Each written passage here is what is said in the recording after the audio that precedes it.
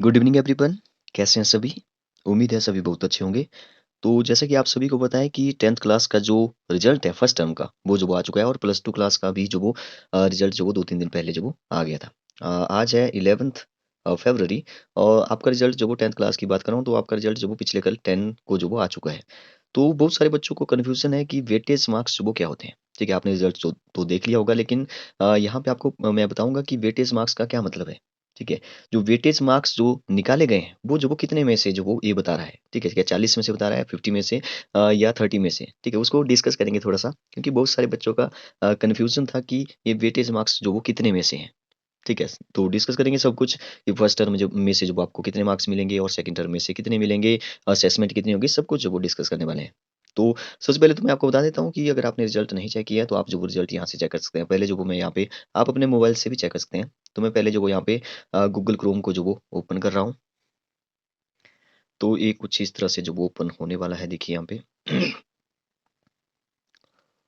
देखिए Google open हो चुका है। तो सबसे पहले मैं यहाँ पे सर्च कर रहा हूँ एचपी बोस। अगर आप किसी दूसरी स्टेट से हैं तो उसकी एक ऑफिशियल अलग साइट होती है, वेबसाइट। ठीक है, तो ये मैं हिमाचल की बात कर रहा हूँ। एचपी बोस मैंने यहाँ पे सर्च किया, देखिए क्या आने वाला है। तो एचपी बोस सर्च किया तो ये कुछ इस तरह से ओपन नहीं हुआ। फिर से जरा, अच्छा आज आ गया है। ठीक है, तो यहाँ पे सबसे पहले देखिए लिखा है welcome to HP board of school education. तो या तो आप इस पे कर सकते हो या डायरेक्ट यहाँ पे रिजल्ट लिखा है नीचे, तो यहाँ पे कर सकते हो। मैं ऊपर लिख रहा हूँ, ऊपर जा रहा हूँ, welcome to HP board of school education. तो ये कुछ इस तरह से ओपन हुआ। आपको यहाँ पे देखिए डाउनलोड पे यहाँ पे साइड में लिखा है, देखिए यहाँ पे लिखा है रिजल्ट। देखिए यहाँ पे रिजल्ट लिखा है। तो रिजल्ट पे मैं जैसे क्लिक किया तो ये वो कुछ इस तरह से ओपन हो गया। यहाँ पे आप 10th क्लास का हो, जैसे कि यहाँ पे डेट भी लिखी गई, जैसे 10/2/2022 जो पिछले कल की डेट है। ये पिछले कल आ गया था। तो यहाँ पे 8 को वो आपका 12th क्लास का फर्स्ट टर्म का आ गया है। ठीक है, ये सिर्फ थ्योरी का है। ठीक है, याद रखिए सिर्फ थ्योरी का है। अगर आप डीएलएड बाकी और देखना चाहते हो तो यहाँ से आप देख सकते हो। तो मैं यहाँ पे क्लिक कर रहा हूँ 10th class regular first term. तो इस पर जैसे मैंने क्लिक किया तो आपने यहाँ पे आपका रोल नंबर अपना डालना है। जैसे मैं यहाँ पे रोल नंबर किसी का यहाँ पे डाल देता हूँ। ठीक है, तो ये कुछ इस तरह से फिर ओपन होने वाला है। तो कुछ इस तरह से ये ओपन होगा जिस किसी का भी रिजल्ट है। ठीक है, तो यहाँ पे देखिए इंग्लिश के हैं, मैथ्स के हैं। यहाँ पे थ्योरी के मार्क्स लिखे हुए हैं और यहाँ पे वेटेज मार्क्स लिखे हुए हैं। ठीक है, मार्क्स ऑब्टेन लिखा है। जो भी आपने 50 का आपका पेपर हुआ था, 50 में से देखिए 50 में से आपने 40 लिए, इसका मतलब ये है। और वेटेज मार्क्स में 32 ही रहे। ठीक है, इसमें एक बात पहले समझिए आप। तो यहाँ पे आप देखिए किसी की मार्क लिस्ट है, मैं यहाँ पे नाम नहीं बता रहा हूँ। देखिए यहाँ पे इंग्लिश में यहाँ पे 50 में से 28 है। ठीक है, तो यहाँ पे देखिए एक बात लिखिए, इसको ध्यान से पढ़िए कि the term result reflect only theory. ठीक है, marks scored by the student, the INA का मतलब इंटरनल भी असेसमेंट होगी, और प्रैक्टिकल के मार्क्स अभी टर्म 1 और टर्म 2 के साथ में ही कंबाइंड लास्ट में ही जुड़ेंगे। जो टर्म 2 होगा उसके बाद ही फाइनल डिक्लेयर किया जाएगा। ठीक है, तो इस बात को ध्यान में रखते हुए ये वेटेज बनाई गई है, तो इसको आप ध्यान से समझिए। देखिए प्रॉब्लम क्या है, जैसे ही आपको पता चला कि जैसे पहले तो 100 में से होता था, तो 100 में से आपके जितने मार्क्स आ गए, जैसे 100 में से आपके मार्क्स आ गए, जैसे 97 आ गए मान लो, तो 97 वो नंबर आए। ठीक है, वो 100 में से आए तो उसमें कोई प्रॉब्लम नहीं थी। या जैसे 80 नंबर का पेपर होता था या और 20 वो असेसमेंट होती थी, तो 80 में से जितने भी आते थे, जैसे मान लो 70 आ गए 80 में से।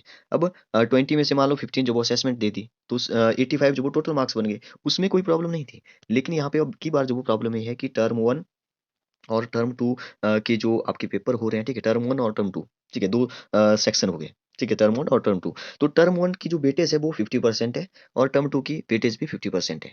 इसका मतलब ये हुआ कि मार्क्स जितने मर्जी से आप पेपर ले लो, आप 100 का करवा दो, वो 50 में से आपको कैलकुलेशन करके बताएगा कि इतने आपके 50 में से आए। इसको आप ऐसे समझिए, जैसे मान लो 100 में से आपके आए 50 मार्क्स।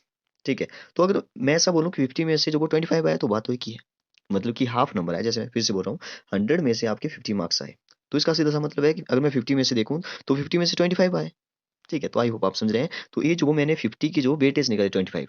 अगर आपके 100 में से 50 मार्क्स आ रहे हैं तो मैंने 50 में से आपकी वेटेज 25 निकाल दी। 100 में से आधे नंबर आ रहे हैं, 50 में से 25 आ गए। ठीक है, तो सीधी जैसी बात यही है। यहाँ पे देखिए क्या प्रॉब्लम है।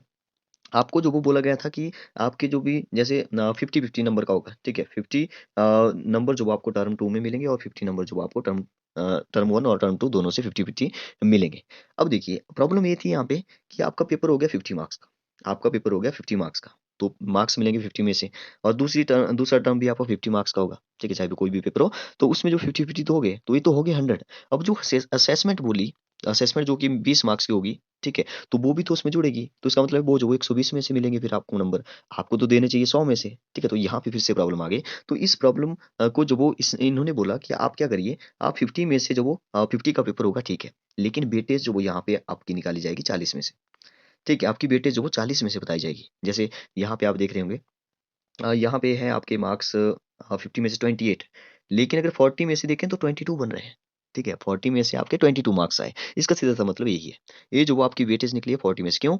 क्योंकि टर्म वन के जो 10 नंबर है, टोटल आपकी असेसमेंट जो वो 20 नंबर की होगी, तो टर्म वन में आपको 10 नंबर मिलेंगे, और 10 नंबर जो वो आपके टर्म टू में होंगे, ठीक है, 30 में से नहीं, 40 में से जो वो ये वेटेज निकाली हुई है, क्योंकि अच्छा, असेसमेंट जो वो आपको बाद में ही मिलेगी 20 में से। जैसे मान लो इसका थोड़ा सा निकालते हैं, जैसे यहाँ पे जो मान लो मैथ्स में जो वो इसके नंबर है 33, ठीक है, तो 33 जो वेटेज निकली, मैंने बोला कहाँ कितने में से, 40 में से, ठीक है, 40 में से जो वो ये सारी निकली हुई है, तो 30/40, 33/43, तो ठीक है, अच्छे नंबर है 33/40, मतलब कि 40 में से 33 आ रहे हैं।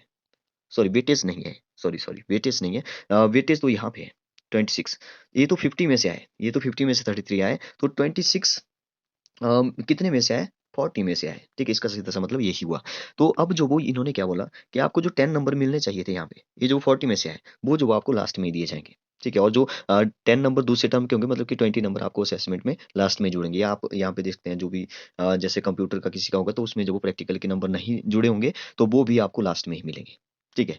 तो ऐसा नहीं है कि आपने जो वो अगर 33% जो वो आप निकालते हो 40 का 33%, तो उसमें जो वो आप फेल हो, इसमें जो वो ऐसा कुछ नहीं बोला है कि आप जो फेल होंगे, आप जो वो इम्प्रूवमेंट दूसरे सेकंड टर्म में जो वो कर सकते हो, ठीक है। जैसे मान लो इसके जो वो यहाँ पर आपको अगर यहाँ पे ऐसे चेक करना है, तो 40 में से 40 का जो वो 33% जो वो कितना होगा, 40 मल्टीप्लाई बाय 33, ठीक है, 33% से ही पास होते हैं 33 से, तो इसका परसेंटेज निकालेंगे तो ये जो वो निकल जाएगा 13.2, ठीक है, मतलब कि आपके जो वो अभी के नंबर जो वो 13.2 से कम है, इसका मतलब तो सीधा सा है हुआ कि 13.2 से कम है, तो आप जो वो फेल हो गए, ठीक है, आप जो वो इस टर्म में फेल हो गए। लेकिन इसमें जो वो ऐसा कुछ नहीं है, आपके अगर 13 से कम भी है किसी नंबर में, वैसे यहाँ पे जो वो इसके 13 से कम तो किसी में भी नहीं है, मतलब कि फेल तो नहीं है, लेकिन यहाँ पे जो वो अगर 13.2 से अगर आपके मार्क्स जो वो कम है, वैसे यहाँ पे जो वो राउंड फिगर में ही है, पॉइंट्स में नहीं है, हमने जो वो इसको पॉइंट में निकाले 13.2, तो अगर 13 में से कम है तो इसका मतलब वो फेल है।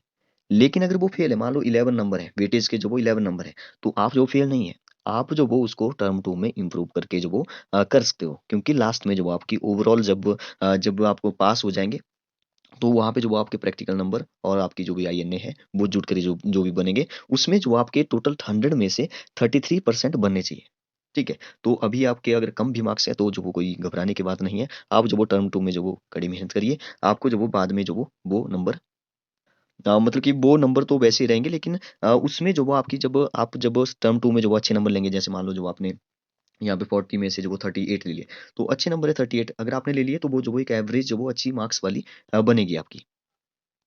जैसे आप यहाँ पे देख सकते हैं, ये किसी और का है, तो यहाँ पे देखिए, यहाँ पे वेटेज मार्क्स जो वो टेलीकॉम में जो वो 7 ही बन रहे हैं, तो इसका मतलब ये नहीं कि ये फेल है, ठीक है। तो अगर 7 बने हैं, मैंने बोला कि 13 आने चाहिए थे, ठीक है, तो 13 में से 7 बने, तो इसका मतलब ये हुआ कि 40 में से 40 का 33% जो वो 13 हो रहा है, 13.2 हो रहा है, तो 13 तो आने चाहिए थे, 33% तो बनने चाहिए थे, तो इसका मतलब ये है कि यहाँ पे 7 है, तो यहाँ पे इसमें जो वो फेल है, इसका मतलब फेल नहीं है, ठीक है। आप जो वो टर्म टू में अगर देखिए 32.2 का मतलब है फर्स्ट टर्म में, अगर सेकंड टर्म में भी 13.2 जो वो करेंगे, तो ये बन जाएगा 26.4, तो इसका मतलब ये हुआ कि आपको जो वो ये 26 पर 26 नंबर जो वो आपके टोटल होने चाहिए, तो इसका मतलब ये देखिए, अगर इसने जो वो 7 लिए, तो आपको जो वो अगली बार जो वो 20 नंबर या 19 नंबर जो वो लेना पड़ेंगे, ठीक है, नहीं तो आप फेल हो जाओगे, तब आप फेल हो। तो अगले में अगर आपके 19-20 नहीं आए, मतलब कि टोटल काउंट करके जब वो 26 नहीं बने, ठीक है, तो आप जो वो फेल हो सकते हो। तो ये जो वो आपको यहाँ पे समझना पड़ेगा, ठीक है, तो इसका मतलब है वेटेज मार्क्स, तो आपको जो वो 10 नंबर है, वो जो वो इसमें जुड़ जाएंगे, ऐसा नहीं है जो वो 40 में से आपको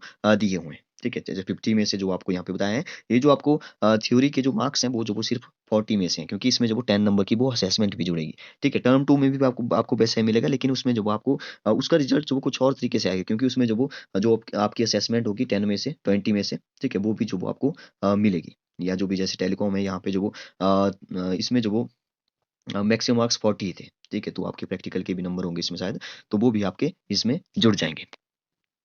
जैसे आप इसमें समझिए, देखिए यहाँ पे लिखा है 10th क्लास का जो भी सिलेबस है मैथ्स का, तो 8 चैप्टर से लेकर के जो वो 15 तक है। तो इसमें लिखा है, देखिए यहाँ पे, तो मैक्सिमम मार्क्स वो 50, तो 50 का जो वो आपका पेपर होगा, ठीक है? तो जैसे यहाँ पे लिखा है कि फर्स्ट जो क्वेश्चन पेपर है वो जो 2 सेक्शन में होगा, तो फर्स्ट सेक्शन में जो आपको 20 एमसीक्यू आएँगे, ठीक है? 20 नंबर ये हो गए।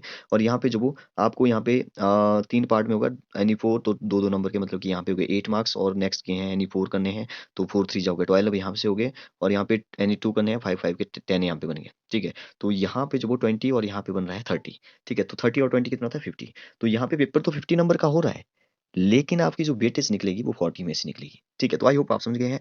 Okay, thank you and have a nice day.